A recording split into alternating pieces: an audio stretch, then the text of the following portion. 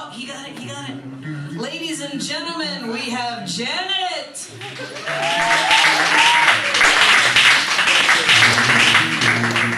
You got it.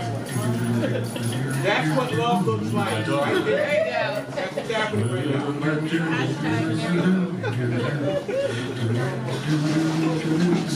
good at that job. You got it? I'm sorry. John, save the day! John, thank you, John. That was awesome. You're double plus cool. Taking over from Gail Louise Richardson, the first Sundays at Recycled Reads. I am going to be taking over as the host of the once a month. She will still be doing it on the third Thursdays, but I will be starting this as a host for Open Mic at Recycled Reads on Burnett Road on June 2nd. It's the first Sunday of every month. If people want to come and read something about Brian, although we just add a bookstore, so it probably has to be all ages because kids could be there. But you just have to be cautious for that kind of thing, you know. G-rated, blah, blah, blah. I have a Facebook event listing for it, so if anybody wants to do it, it'd be double plus cool. I've given it a name. It's called Poetic License. So if you want to get your poetic license, you can come out on the first Sunday to Recycled Reads. Anywho, I wrote 3 things over 3 days for Brian, and this first one is called Outsider. Living as a stranger in this foreign land, I've looked for other strangers now here so I'd feel a connection to other outsiders. What I found was a bigger outsider than me, a man whose voice could shake your soul to your foundation, making you wonder what life you've missed when a man younger than you has lived through 2 hardened lifetimes.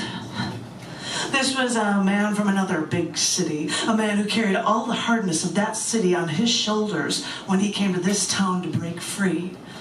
And he said he did. He felt more relaxed, carrying a big stock pots of vegetarian chili in his Jeep, or wearing a suit to go into his Rod Serling persona when the occasion arose. That's when I realized that, yes, I could get along with him, but yes, he's more of an outsider than me. And I think that as much as he may have argued it, I think that was the way he wanted it to be.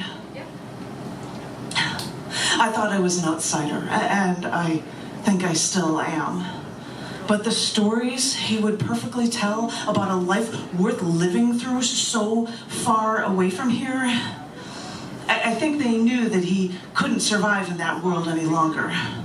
But in the back of his mind, he knew that he could never belong anyplace else. It breaks my heart that he couldn't remain. But all I can think is that even if we both didn't belong here, at least I could have this little time with him where I could just enjoy listening.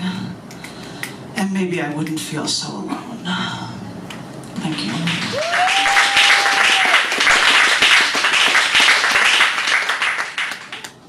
This one is called Precariously Balance. The world doesn't understand. I've been wanting to die since I almost died years ago. And I didn't know anyone else felt the way I did. We hold everything in. We put on a facade, and everyone ascribes it to our quirky ways. But we've been dying, and no one sees it. Only when the corpse is discovered does it rattle you for a moment. But the pain doesn't go away. You people take a moment, you grieve, and you think that time heals all wounds.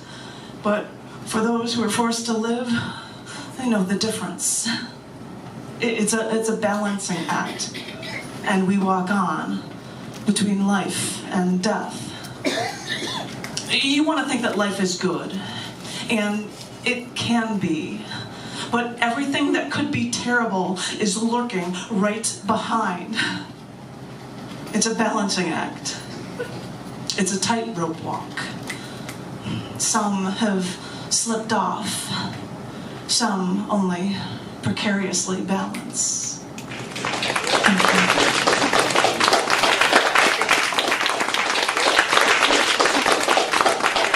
And this one might be a copy or something. That one, this one's called Ever Felt Safe.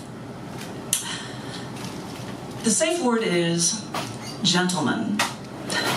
You see, I'm running out of safe words, and I can't use my favorite safe word over and over again. And by the way, my favorite safe word is pomegranate. But there are only so many times you can get away with using that.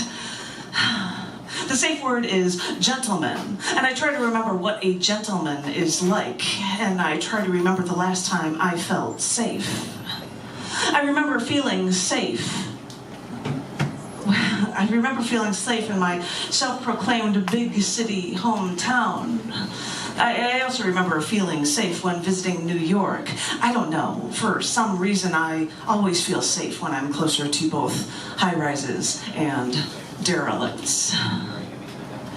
They say the safe word is gentleman, but the only time I've ever felt safe was when I could truly find a gentleman in a big city.